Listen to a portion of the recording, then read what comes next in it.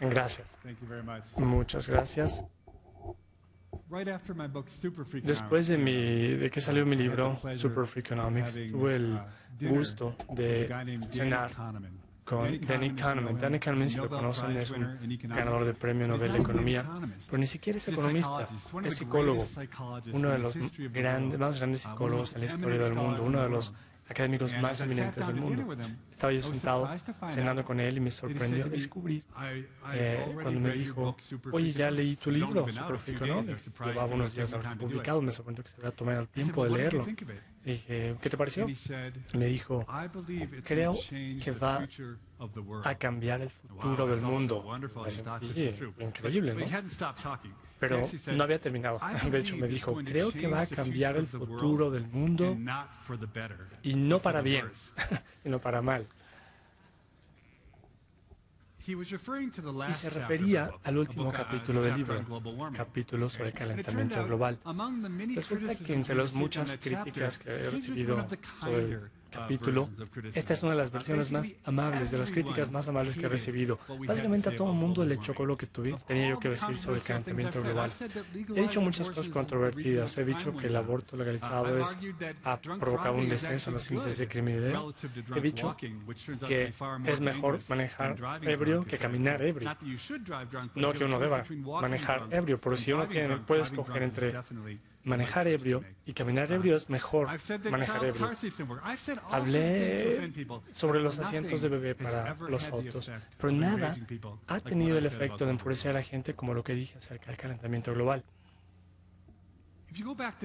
Si regresamos al año 2009, al otoño de 2009, cuando salió mi libro Super Freakonomics, fue una época mágica para los científicos dedicados a estudiar el clima. Si saben ustedes lo que pasa en la ciencia es que hay una jerarquía.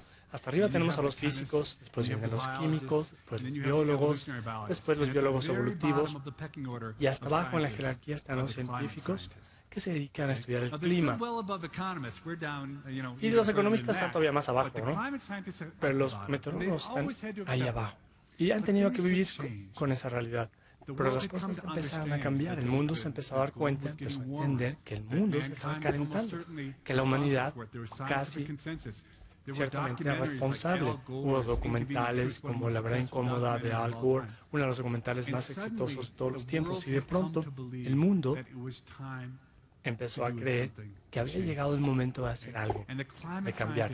Y los científicos, expertos en el clima, estaban ahí en el corazón de todo, en las reuniones de Copenhague, para hablar sobre el cambio climático.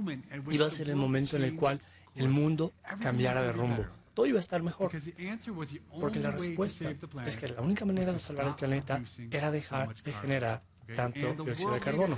Los líderes del mundo habían comprometido a sus países a reducir su generación de carbono y todos íbamos a ir rumbo hacia un mejor mundo.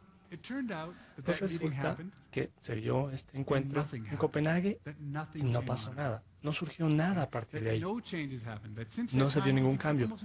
Desde entonces no hemos visto un impacto medible, cuantificable de parte de los gobiernos y de la gente que realmente haya hecho frente al calentamiento, al cambio climático.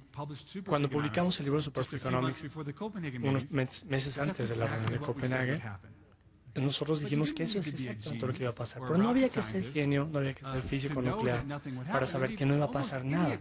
Casi cualquier economista podría haber predicho lo mismo, porque la premisa básica de combatir el cambio climático era una que los economistas sabían que no podía funcionar, porque estaba sustentada en la idea de que la gente es buena, de que a la gente le preocupa a la demás gente y que va a estar dispuesta a hacer sacrificios por los demás. Pero si hay una cosa que los economistas han aprendido con el tiempo es que realmente la gente no es así. La gente más o menos ve por sus propios intereses, sigue haciendo lo que estaba haciendo ayer, y es muy poco probable que los gobiernos o la gente esté dispuesta a cambiar en forma radical su comportamiento. Pero de lo que quiero hablar en realidad es de la sabiduría convencional, de maneras de pensar y de cómo hasta los grandes grupos de científicos pueden llegar a sentirse confundidos en términos de cuál es la pregunta que realmente hay que responder. La Tierra está calentando porque estamos produciendo grandes cantidades de gases de efecto invernadero. Entonces, la solución al problema sería generar menos gases de efecto invernadero. El problema es el siguiente. Nos encantan los gases de efecto invernadero, nos encantan las cosas que producen gases de efecto invernadero. Los coches que manejamos, las cosas que comemos, todos son partes intrínsecas de nuestra vida. Entonces, para cambiar lo que generamos, tenemos que invertir muchísimo dinero. Para un economista calculó que costaría algo así como 1.2 trillones o millones de millones de dólares al año cambiar lo que hacemos para producir menos gases de efecto invernadero. Más o menos el 2% del PIB del mundo. Es muy caro y eso es solo un año. Y tendría que ser un gasto anual de aquí en adelante. Otra cosa que pasa con los gases de efecto invernadero es que probablemente no sea suficiente. Si este es realmente un problema, este cambio no iba a tener un impacto significativo en el mundo. El tercer punto es que probablemente ya es demasiado tarde. Si pensamos que realmente tenemos un problema cuando generamos dióxido de carbono, por ejemplo, permanece en el aire durante 100 años. Una vez que se emite, la vida media es 100 años. Entonces, aun cuando empezamos a cambiar las cosas ahora, los beneficios no se van a cosechar sino hasta dentro de 50, 60 años. Incluso si las mejores intenciones llegan a hacerse realidad, no empezaríamos a enfriar la Tierra.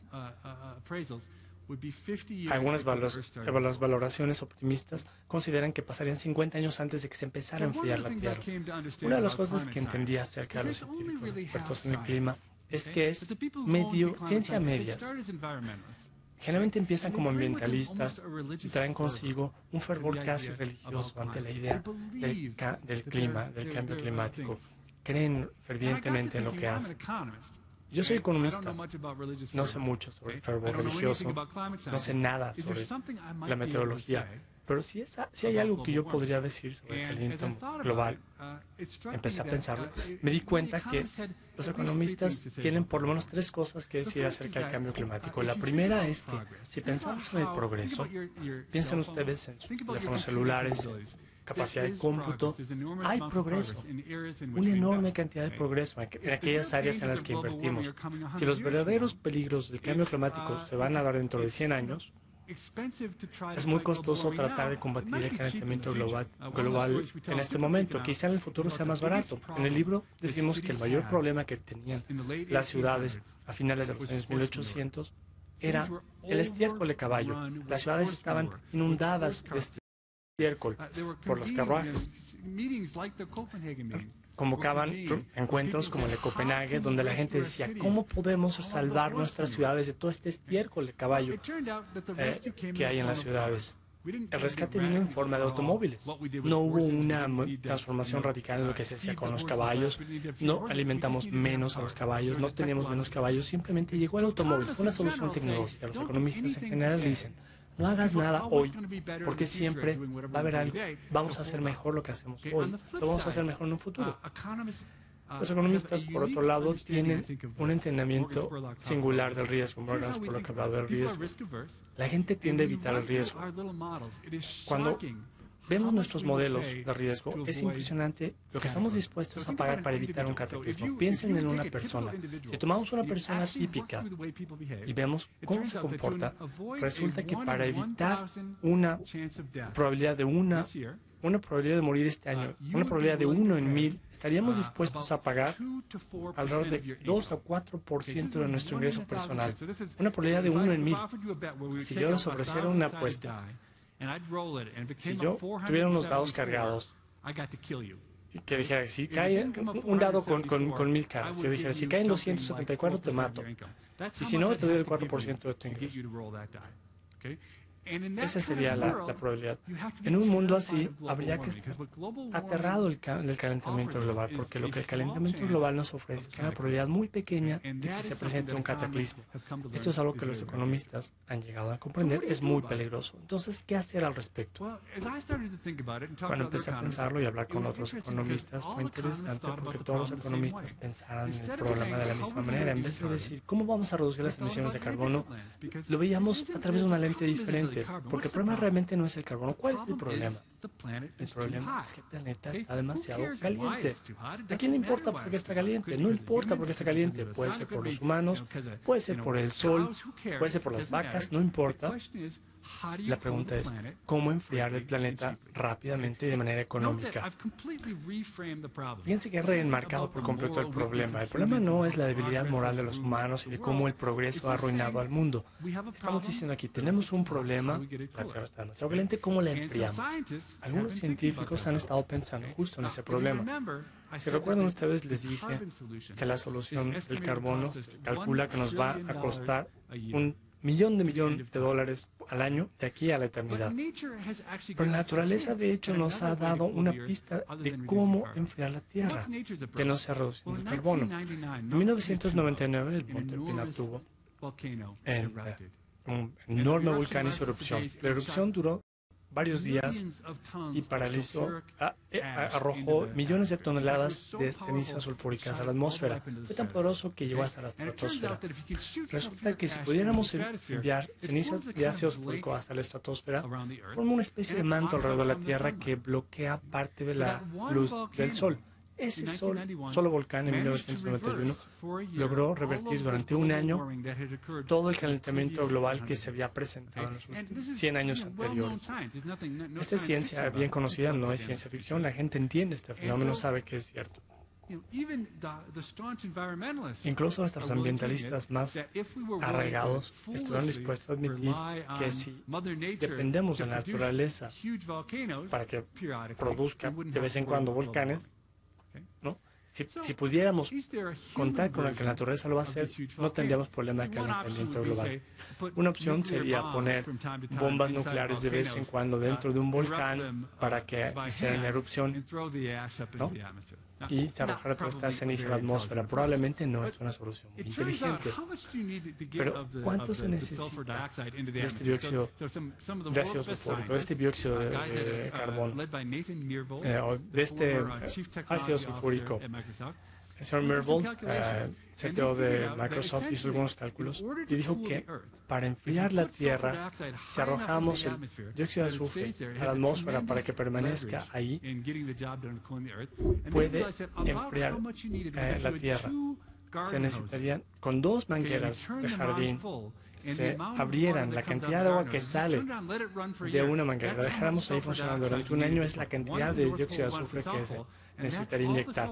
Una en el polo norte, una en el polo sur, y ese sería suficiente dióxido de azufre para enfriar la Tierra a la temperatura que quisiéramos. La cuestión es cómo lograr estas emisiones de dióxido de azufre a una altura de 10 millas en el polo norte y en el polo sur. Dijeron, ¿por qué no construimos una manguera de 10 millas de largo? No parece ser la solución más inteligente al problema, pero se dieron cuenta que en realidad no era tan difícil. Ciertas bombas especiales, ciertos tipos de mangueras especiales, las bombas como las que se utilizan, por ejemplo, en las albercas, y una serie de globos de helio. Y determinaron que por alrededor de $200 millones era posible construir un prototipo que básicamente le iba a dar a la Tierra una póliza de seguros contra el calentamiento global. Por $200 millones podíamos construir algo que evitaría que se calentara la Tierra más. No estoy proponiendo que se tenga que empezar a hacer el día de hoy, pero podemos tener una especie de póliza de seguros para el futuro. El costo es $200 millones. Veamos la diferencia contra $1 millón de dólares. De 200 millones a $1 millón de dólares es muchísima diferencia.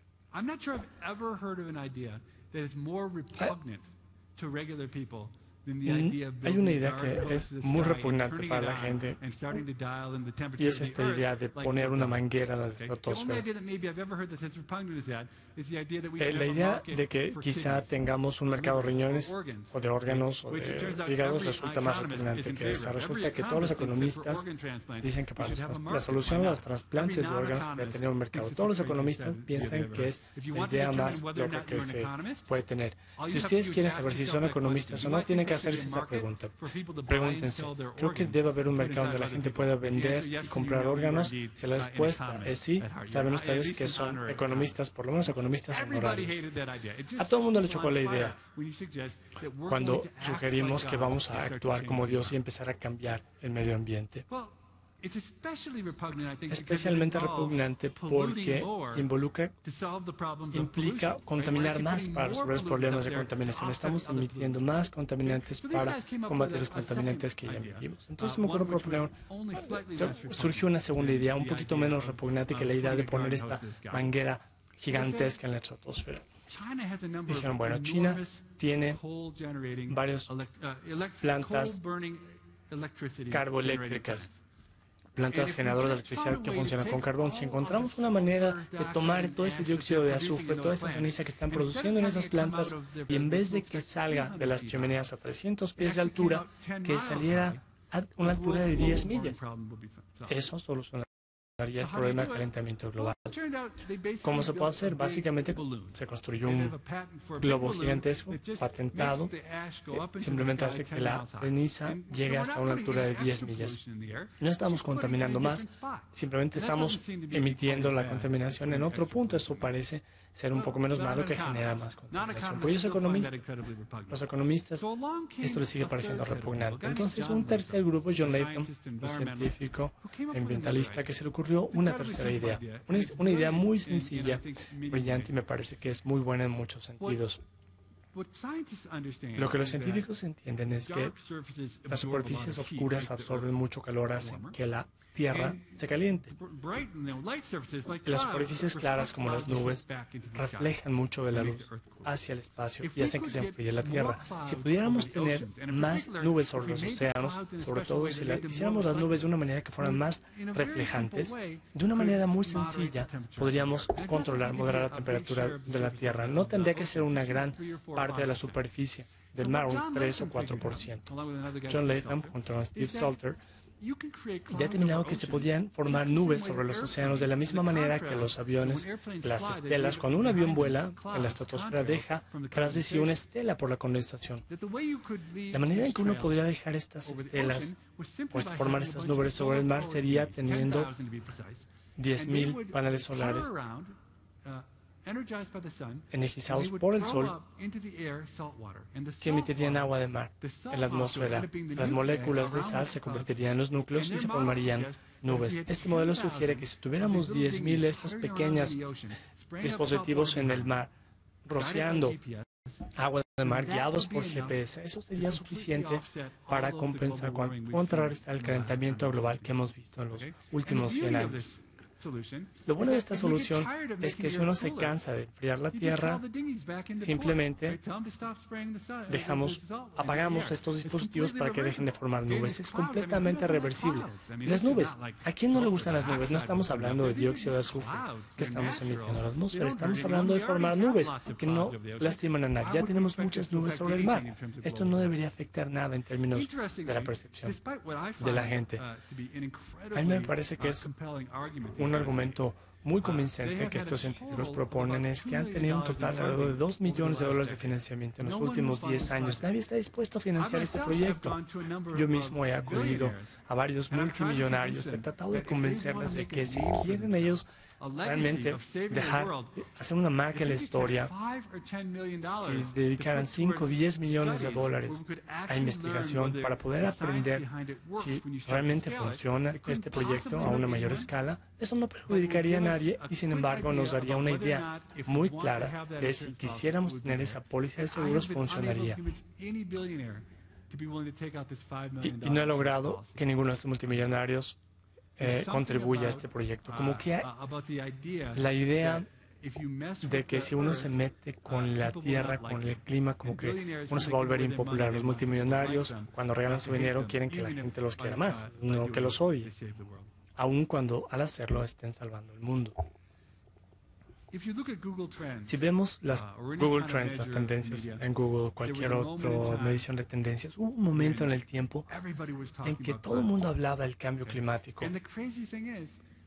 Y lo más curioso es que el clima está cambiando, esto es indudable.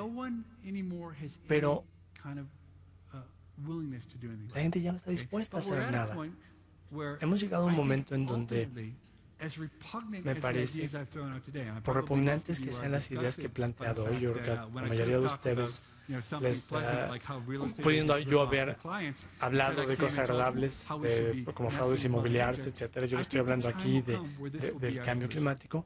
Yo creo que con el tiempo esta va a llegar a ser la solución y va a ser una solución muy sencilla, muy fácil. Y la gente que lo haga, como con los seguros de vida, los seguros de vida eran un concepto repugnante para la gente. Cuando a alguien se le ocurrió por primera vez de decir, me vas a dar dinero, y cuando alguien a quien tú quieras se muera, te voy a pagar a ti un dinero.